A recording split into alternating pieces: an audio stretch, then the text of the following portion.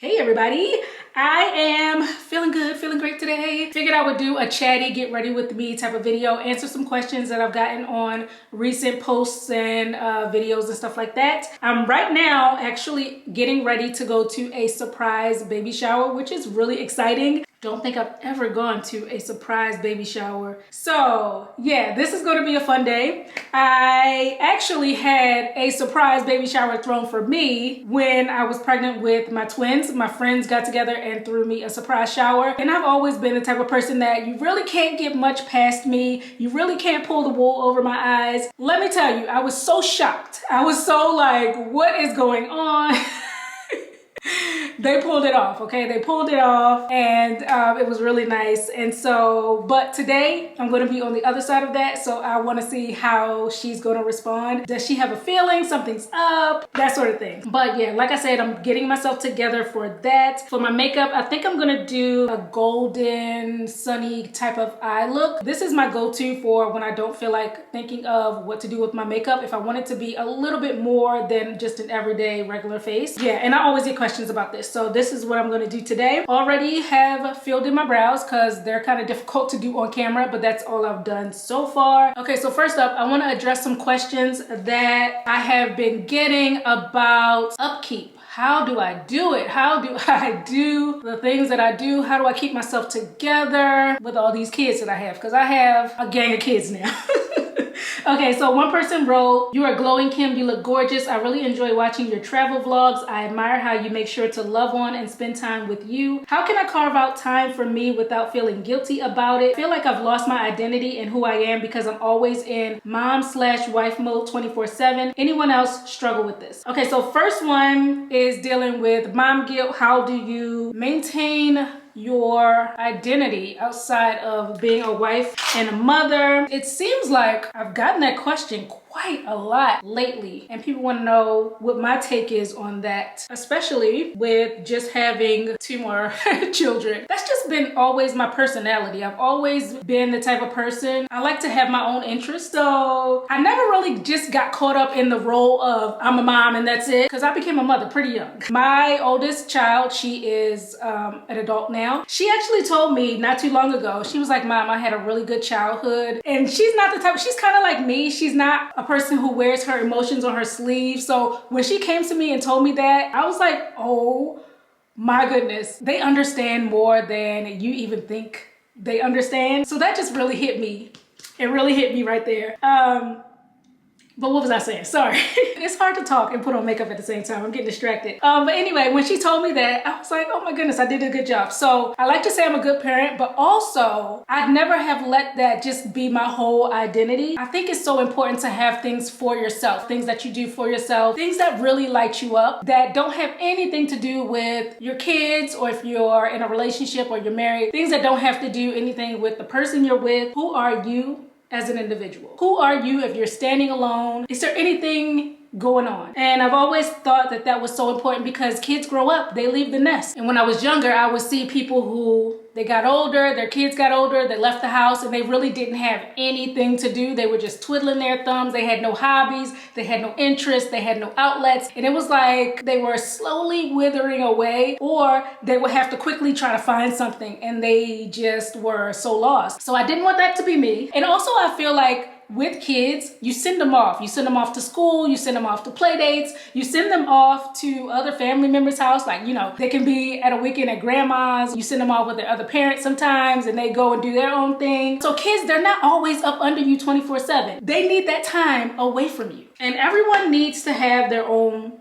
thing, I believe. And also, I just think it adds to quality of life. I feel like people enjoy themselves more when they feel like an individual. So I've always prioritized that. I always make time for that. That has just helped me so much in my parenting because I don't feel like being a mother is all that I am. I'm so many things, and those other things help me to be a better mother because I feel fulfilled in other areas of my life, and that translates into parenthood. So I think that it's just really about a shift in your mindset. I don't subscribe to mom guilt because I'm with these kids every day in, day out. I need a little time sometimes. Every couple months, if I want to hop on a plane and go somewhere, take a little trip, a solo trip or a couples trip, or, you know, just do a little something. That's not only good for me, but it's good for the kids too. They see me living a good life. They see me being happy, doing things. I come back home, I talk to them about it. Like, that's interesting to them. And that, to me, I feel like it gives them a positive outlook even on parenting, being kids, because some people, they grow up and they're like, oh, I don't want to be a parent. I even got this comment when I announced that I was pregnant with twins. People, not many, but there were a few, they were so negative. They were like, oh, you'll never be able to do anything. You'll never be able to go anywhere. And I'm just like, maybe that's how you think. That's not about to be me. I already knew. I put things in place so I can still maneuver. Obviously, it's not exactly the same because having kids, it does change things. You have to kind of, you know, might have to switch some things around, do a little more planning, but kids don't have to stop anything. They really shouldn't stop anything. And for me, my children are my biggest motivation. I want them to see me happy. I want them to see me prospering. And one way I do that is to prioritize pouring into myself. And by the way, if you have the other parent in the picture, I know some people don't, but if you have the other parent in the picture, they need to be doing just as much as you are, okay? That will really take so much off your plate. If you feel like you have a competent person who is working along with you to raise those kids up right, don't feel like you have to do everything on your own. And to that point, I say to all of you young people out there, if you don't have kids yet, be very intentional on who you decide to have kids with, because that's half the battle right there. Another person asks, do you ever get tired? You are beautiful and I love everything about you and your content, but as a mother of 4 myself, including twins, I just wonder how you do it. You are always done, hair done, nails done, house clean, food clean, car clean, vibrant looking, and I need help. Please tell me how you do it. To add on to that first answer I just gave, so with my first child, was going to school full-time, working full-time, and mothering full-time. And even with that, I never let myself go, because I've realized when I don't take the time to spruce myself up a little bit, wear a nice outfit, I don't feel that good. When I go out, I really don't want to be seen. My mood is like, it's so true when they say, if you want to have a good day, put on a cute outfit. You don't have to put on heels every day. Just whatever cute looks like to you. Just make the effort. You can take 10 minutes at nighttime to pick out something to wear. So in the morning, if you have a busy morning, you're getting the kids together, you already have what you're going to wear squared away. So I used to do that back then. Now though, it's a little bit different because I do work for myself. I'm able to set my own schedule. That helps a heck of a lot. I have a lot more freedom in my day-to-day to, if I need to go get my nails done, I can go, I can just dash off. So my situation is a little more unique now than it used to be, but still, like I said, when I was working a 9 to 5, when I had way more on my plate, I still kept it together because of the fact that it does something to your morale when you show up feeling like you're, you know, your best self. It's all about what you prioritize. And do you ever get tired? Yes, I do. Yes, I do get tired sometimes. And on those days, I take a break. I'm not filming. So when I get tired and I'm just like, I need a refresh, those are usually the days y'all don't see me. But then also, like I mentioned in a previous video, I did sleep train my twins. So they sleep all night long. Hallelujah. So they sleep all night long. I get a full night's rest. So important. But having twins, having 2 babies, having a 6-year-old, also mentally managing, having an adult child. I mean, it's a lot of moving parts. And yes, I do still get tired, but I schedule in days where they're just relaxation days because it's so crucial to me just being able to take that breather. I was reading this book and it said that the top, who are they? Like the top performers, top something or another. They plan meticulously. These are work days. These are days where I'm going to do some prep work. And these are days strictly for relaxation, doing something like a hobby, just a mental reset. It has been invaluable for keeping me going, keeping me flowing. And then also we now have childcare. So that helps things because the twins just turned 1 year old. For the first 7 months, they were here 24/7, like But I kind of treated that as a bit of a maternity leave because I really wanted to soak in those precious moments, that beginning stage, that infancy stage, because it goes by so fast. But now we do have childcare, which has been helpful. But before then, before we had the childcare, I had to just optimize my day. I had to plan it to the T. If I wanted to film a video, I had to schedule it way in advance. I had to be like, okay, I want to film on this day between these hours and block it off, because otherwise it would not get done. And so I feel like since I've had the twins, they've made me even more organized and productive, because I know I have a certain amount of time to do XYZ and I gotta hit them boom, boom, boom, boom, boom. And that's carried over even until now. It's crazy because when I look at people with 4 kids, I'm like, that's a lot of kids. But when I think about my home life and I think about being here with the babies, it doesn't feel like a lot, because when I had my first kid, my first year postpartum from having her was just so busy, chaotic. It was just, I was here, there, and everywhere. I literally gave birth on a Sunday. I was discharged from the hospital on Tuesday, and I was back to school on Wednesday. That's the type of hustle that I was on when I had my first kid. And looking back, I feel like mentally I missed so much because I wasn't able to just kick back, relax, and take in that, oh, I have a new baby. I was like, oh my goodness, what am I gonna do now? Okay, I gotta make some money. I gotta find a place to live. I gotta do boo, boo, boo, boo. And it was just so much on me that I wasn't able to just stop and smell the roses. I mean, obviously I enjoyed her and being a parent, but not to the extent that I would have liked to. And I always regretted that. So for the longest time, I was thoroughly convinced that I was one and done. I wouldn't have any more kids. But I was like, if I do have more kids down the line, I wanna make sure I'm in a space where I can fully take it in and be present, you know? So that's what I've done. But again, that's something that's not the reality for a lot of people, which I know, but you know, that's just what my story is. Okay, let's go to the next question. This person said, do you have any tips for someone who wants to get into content creation? I've been thinking of doing it for a while, but I'm scared of internet scrutiny and hate comments that I see people get.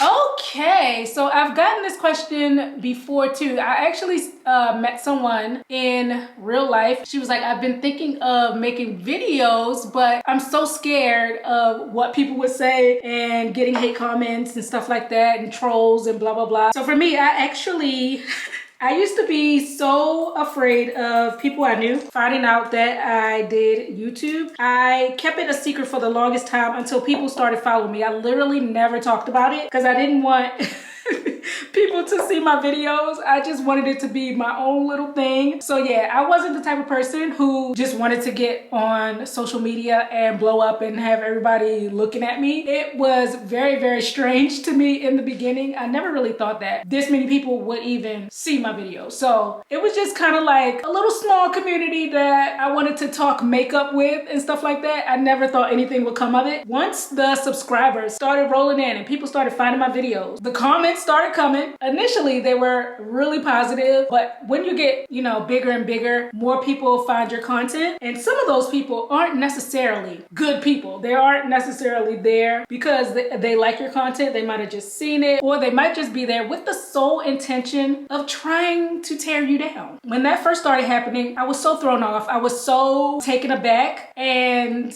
offended and irritated and mad, and I could not understand why people were coming onto my videos just to talk crap and be negative and stuff like that. And so I really did take it personally. And I think I touched on this before, like years ago. People will just come onto your videos and say the craziest things, and you're expected to just take it on the chin. This verbal abuse, basically. And I didn't think it was okay. It never bothered me to the point where I considered just stopping making videos, but it did bother me a lot back then. Within the past couple years though, it really doesn't move me anymore because I feel like gotten a better perspective on just life in general. You know what, haters, they're necessary. They are a necessary evil. They are just doing their job.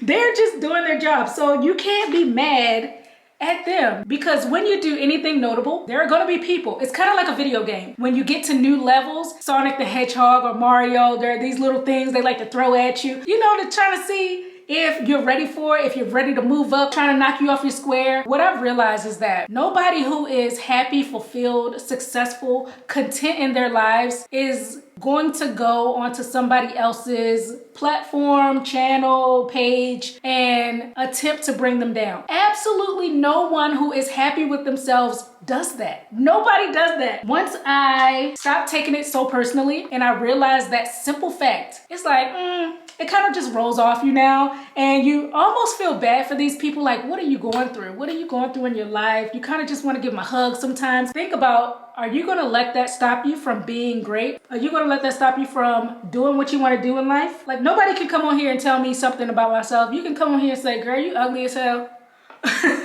When you get to that point in life where you're your own biggest fan, you're your own biggest hype man, and you are so secure in who you are. The haters, it's like their words don't even register to you anymore. They're kind of just like gnats. A little annoying, but you know, just keep walking and you won't even be around them anymore. Yeah, you just gotta let them wallow in their misery by themselves. Keep pushing, keep striving, keep succeeding, and do what you want to do. Okay, next question. What made you go vegan and where do you mostly shop? What made me go vegan? I did a video maybe like 8 years ago, maybe. And I talked all about why I wanted to go vegan. So I will link it below if it's still on my channel. But in a nutshell, I wanted to go vegan because I started getting weirded out about eating animal parts. I remember one time I was fixing a Marie Callender's lasagna thing, and I pulled it out the microwave and I'm looking at it like, this is really chopped up cow insides in this lasagna. And so I started internalizing it so much, overthinking it, and I'm like, ugh. Slowly but surely, I started cutting out different meats. First it was pork and beef, and then it was chicken, turkey, you know, white meat and stuff like that. And lastly, it was seafood. So it wasn't because of the animals, it wasn't because of any health reasons. It was just because I was thinking about what I'm actually putting in my mouth, and I started, yeah, I just couldn't get jiggy with that. But I don't care what other people eat, and I have been completely plant-based for about 10 years now. Health is perfect. I've had 2 pregnancies. Where do I mostly shop? I shop at just regular grocery stores. Like, you could literally just toss me into a small town, any grocery store they got, I can get all the food that I need, because I'm not, especially because I don't eat a lot of those faux meats and stuff like that. So a lot of my meals, I'm making them from scratch. I just have fruits, vegetables, nuts, beans, things like that. I can hook some nuts and beans up. I can make my own meaty type of mixture. You really don't have to go to specialty stores. Now I do sometimes. I go to Whole Foods, I go to Trader Joe's, Sprouts, I shop at Thrive Market online. That's pretty much it. But usually on a regular basis, I'm going to normal grocery store. Okay, then I got a couple questions on my recent solo travel video to Montreal, Canada. First one is, can you do a video on all the places you have traveled solo? I want to do this so bad, but I'm so nervous. There actually hasn't been many places I've traveled solo. Most of the solo places I've gone to have been in the United States. Events or work-related stuff.